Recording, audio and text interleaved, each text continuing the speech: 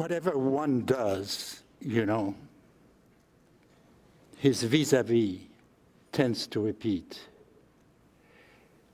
We call it reciprocity. We don't know what the word reciprocity means, actually. We don't know where it comes from. I mean, it's a real mystery. Some people think that it comes from the motion of the tide, back and forth. But whatever I do to you, you reciprocate. I offer my hand, you take it, we shake hands. But if you don't take my hand, and if you put your hand behind your back, I will also put my hand behind my back. In other words, I will reciprocate a friendly action, you will reciprocate it too. But if there is no good reciprocity, there will immediately be a bad one, which takes over. And this is what I think the specialists of human relations have not noticed enough, that far from lacking reciprocity, we cannot get out of it.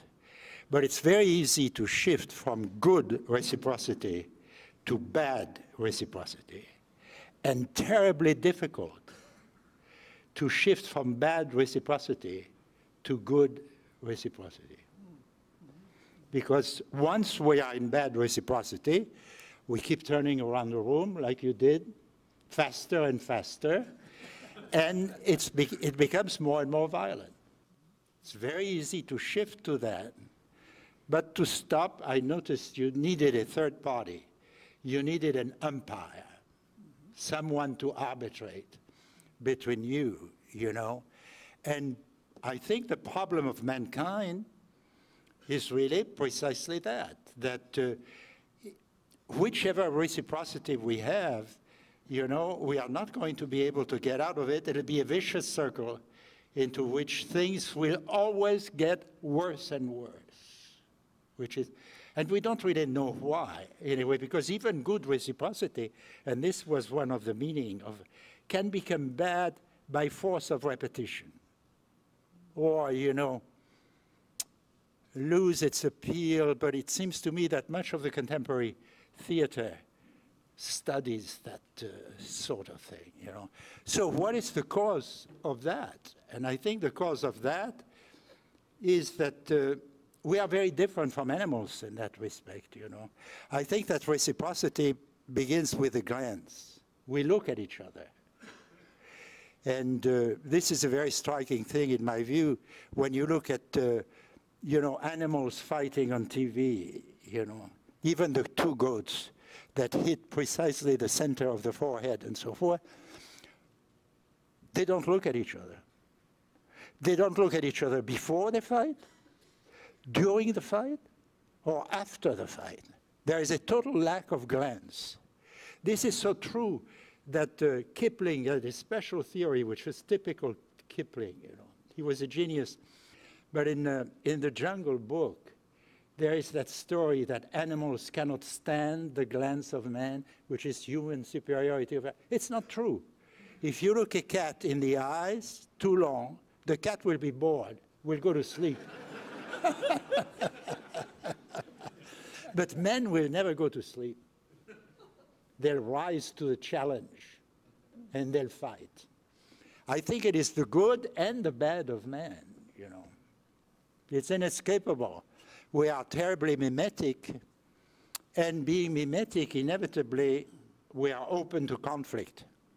But it shouldn't be viewed, I don't think the mimetic theory views it only as a negative thing, It's also a positive thing. We have relations.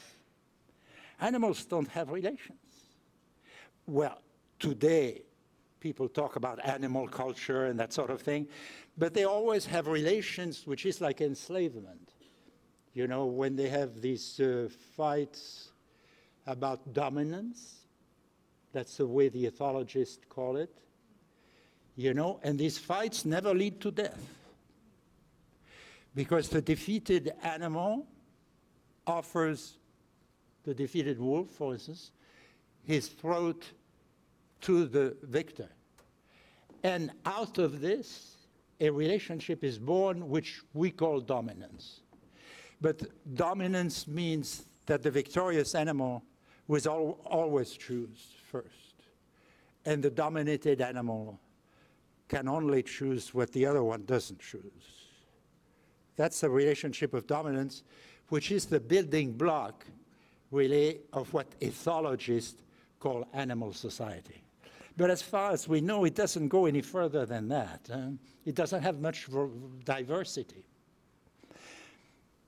If this is the way animal societies are born, you know, in the type of competition that you have for food, sex, and so forth, instead of moving to death, it moves to dominance. In human beings, if you had the same thing, they would kill each other. We know that.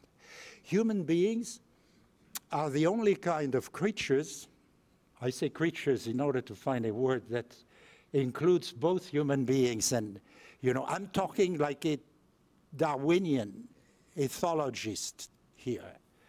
If we allowed for that, we know very well what would happen. We would get into what we call vengeance.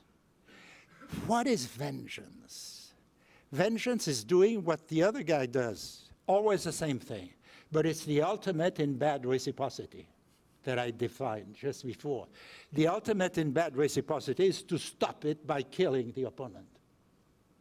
And all men know how to do that, and only men do that, because animals don't have intraspecific murder. So, you know, when people say, oh, humans are violent and so forth, animals are much less violent, they are right. They are perfectly right. If we didn't have culture in the human sense, there would be no humanity. Humanity would have destroyed itself at birth. When the mimetic power rose in the relationship between animals, and we know that it rises, and we know it today scientifically through the mirror neurons. The higher you get, the more mirror neurons you have, and the more mirror neurons you have with men, the more you do the same thing. But this doing the same thing includes enough violence to kill. And we call it vengeance. We don't even know if vengeance is an institution, a custom, or instinct. We don't have any name, you know, for the thing which is probably most distinctive of human being. The human species is the only one which threatens its own existence from birth. We should be immensely aware of this now, because we do it with weapons that are so efficient that it's coming back to us at an incredible speed right this moment, you know. It's the main event of the 20th and 21st century, that man can destroy himself. That man, in other words, is an apocalyptic creature, like the Bible says, and no other religion does, you know. That should, if there are people on Mars who are watching us, they must be wondering why, even though we have scriptures that talk about the destruction of man by himself, we pay absolutely no attention to it now. We stopped paying attention to it when it became literally possible every day. Because in churches, we've stopped preaching eschatology and the end of times at the very moment when we became able to make it happen, you know. This, to me, is evidence that the Bible is not a religion like the other ones, that it knows about the origin and the end of man, things that are incomparable, and that cannot be compared with any other religion. And it's linked to that mimetic power, because obviously fighting is an escalation, you know. We use the word escalation a lot today, but we should use it first for children fighting. It begins with a few words, you know, then there are more blows and so forth, and after that they try to do all the harm they can do to one another. Why? because they are both doing the same thing, repeating, whatever you do to me, I'm going to do to you. If you treat me well, I will treat you well. But it's never the good aspect of it which dominates, because it's so easy to imagine that aggression comes from the other. We insist on defining violence as aggression, and we are violent in the very doing of that. If violence, why do we want to define violence as aggression? Because we never feel aggressive ourselves, and we are not. We are mimetic. We imitate the aggression of the guy in front of us, or at least we make him feel that we understand his aggressive intent. We don't feel aggressive at all, but we show him we understand he's aggressive. And he interprets that as our aggression, and vice versa, and so forth. The interpretation is always the same.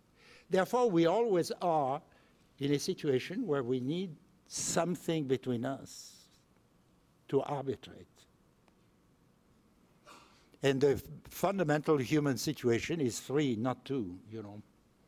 As long as it is 2, it is totally destructive. And of course, we talk only about love, but we practice only violence as we talk of love. That's why the mimetic theory is a critical theory. By critical, it means it suspects. You know, the modern world is essentially critical. And it's very easy to talk a good game of nonviolence. All cultures know that, how to do that. They do it perfectly well, but they all fight and fight each other. Therefore, we have to find something better. You see what I mean? And there have been, one could say, 3 great attempts to solve the problem in the modern world. I would say one is Marx, who says it's the economic goods that we cannot divide, we cannot share, and that's why we fight. The second one is Freud, who said, no, it's really sexual objects that we cannot share, and that's the real problem. And the third one is Nietzsche, who said a little bit the same thing in a more abstract way, who said it's power that we cannot share. And we have to fight. Nietzsche, in a way, understood less than the other two, because the other two took the need for peace for granted, and they were right. Whereas Nietzsche said, eternal war is fine with me. That's why Hitler was so dangerous, because he was the first great statesman to be Nietzschean and say war is our field and our domain, and let's do it. And we found that it was not only dreadful horror, but also a direct threat to all existing creatures on the earth. And we are at this stage. Well, the mimetic theory is a third attempt, and it's trying to think in mimetic terms, in terms of what human relations really are, to be as virulent and dangerous as they are. Do we really understand that? Without the mimetic theory is my question. Are human relations, you know, something which can be described purely rationally, as Enlightenment humanism believed, that you could do away with religion completely, and then you could establish the perfect society on a purely rational basis? I think that our time is very important because it's beginning to realize it cannot be. It's not possible, you know. So the question is, can the mimetic theory make a contribution? That's what we are trying to find out. According to Paul, the principalities and powers are in charge of the world, I would say. You would agree with this. And they run the show. And Paul's attitude is, or seems to be, quite ambivalent toward them. They are opposed to Christ, even though they are really dominated by him. But Christ does not make his power over them, his superpower, over them visible in history. They are in charge, you know. And, you know, human beings have a culture, and human beings have a religious and political structure, you know, which is there, and the principalities and power in Paul designate that fundamentally. And Paul's attitude toward them is that they are still in charge, and that therefore Christians must obey them, must be good subjects of the kingdom of the world such as it is today, which really means the Roman Empire. Many people think that the expression principalities of power has been invented in a way not to use any word that would designate the Roman Empire too visibly and specifically. I don't know if you agree with that, but it's a secondary question. And the principalities and powers, it's difficult when you read Paul. At times they seem to be very bad, but they will be destroyed only at the end of the world when Christ gets in charge. So I think that the mimetic theory has things to say about the principalities and powers which are not immediately visible. There is a mirror effect between Christ and the principalities and powers, you know, which in a way I think modern anthropology reflects by telling us that most myths are really the same stories as the Gospels, fundamentally. You have a big crisis in the community, and then you have someone who is seen as responsible for that crisis, who's committed a big crime in myth, and is justly punished for it, and that crisis is over. Oedipus, for instance, has committed parricide and incest. And if you punish him, you will put an end to the plague which has invaded Thebes, because Thebes has never punished Oedipus, but done just the opposite, made him his king. You see what I mean? Her king.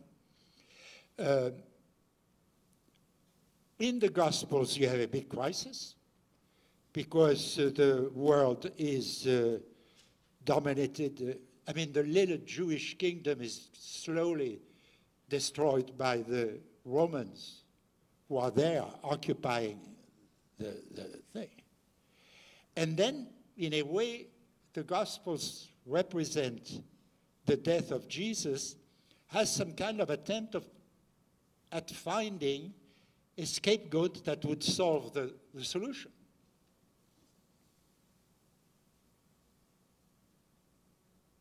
And in a sense, that's the only reason for the crucifixion, according to the Gospels. Therefore, anthropologists are completely right when they say myth, Gospels, fundamentally, same structure, same story. You see. Christians have rejected that view very much because they are terribly scared of it, because they fear it's the old modern unbelief of saying the gospel is a myth. Isn't it? It is, of course. It doesn't mean that Christians should reject that view. It means that they should agree with it even more. They shouldn't go against common sense. Christianity is much more commonsensical, as well as Judaism, as people realize. There is a huge difference that you see immediately if you understand what a scapegoat process is, and that you will see if you read with simple enough eyes the Gospels versus a myth. The similarities are just defined, are there. They are unquestionable. They are so striking that to deny them is to go against common sense, you know. So today, in a way, it's modern common sense that is anti-religious. They are only myths. Look, they are all the same. There is always the death of a hero there who is accused of something.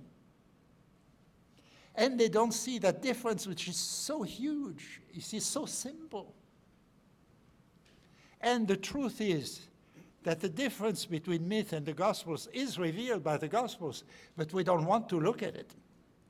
And the Christians, the religious people, are terribly bad anthropologists, whereas the atheists are a little better, just a little better, but not very good either. You see, in order to be a good anthropologist, what do you have to say and to see?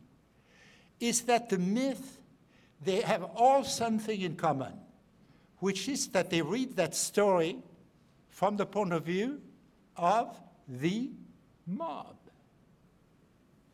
The victim is guilty. Oedipus has committed parricide and incest. Even Freud believes in it.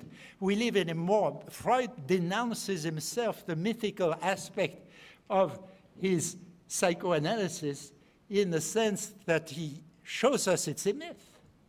To believe in the parricide and incest is to believe in the Oedipus myth. And Freud believes in it, whereas Christianity doesn't. Christianity and Judaism before, which is terribly important, they all interpret the story from the point of view of the victim. The victim is innocent and not guilty. It's not just friendship for Jesus or friendship for Joseph or friendship for Job that you give a voice to the victim in the Bible. It's to tell the truth. It's the mob that is wrong.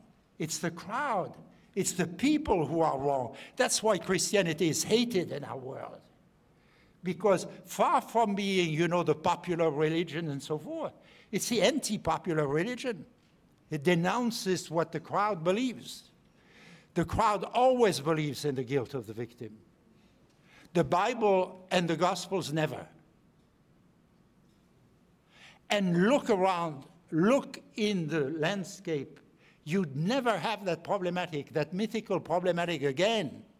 It's never rectified anywhere except in a few books of the Bible and in the Gospels. Therefore, the few books of the Bible and the Gospels are inseparable.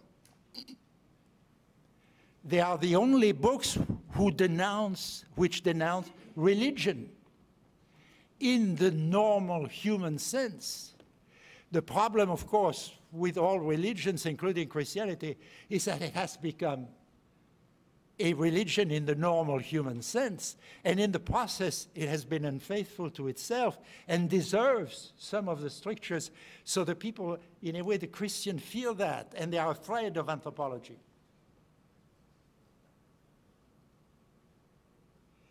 But it's a total reversal of viewpoint there. But if you start thinking about it very hard, you will see that it's a purely scientific theory.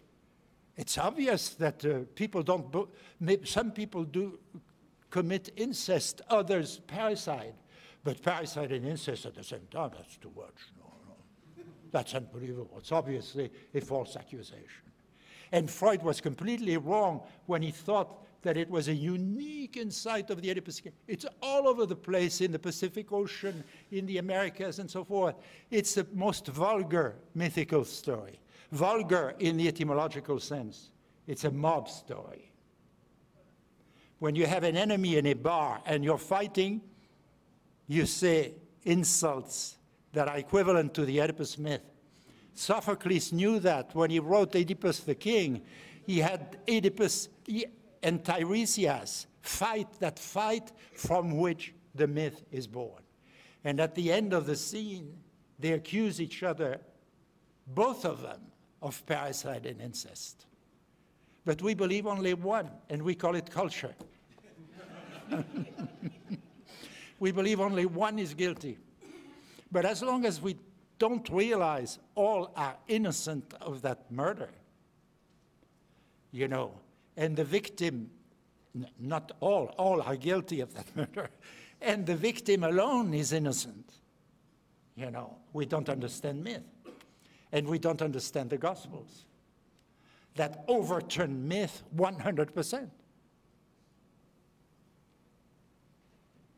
But I see people are interdits, as we say in French, you know. It's just too paradoxical. But Christianity is immensely paradoxical. That's what Kierkegaard understood, but he never could formulate that business about anthropology, archaic anthropology, and the anti-mythical aspect of the Bible and Gospels. Human culture lives in a permanent lie until it reaches that truth, that the lie is to make the victim guilty, to make the victim different. Culture is difference. As long as we don't have difference, we are not happy. And ultimately, we turn. So now we've reached the extreme, and we see that the Gospels are responsible. Today, the great fashion is to see that religion is responsible for violence in the world. That's what you hear on TV every day. And the ultimate scapegoat should be religion, because the sense of religion is precisely that. It's always the scapegoating, you know. Now, people don't understand what I'm talking about because they don't understand the most fundamental thing about scapegoating.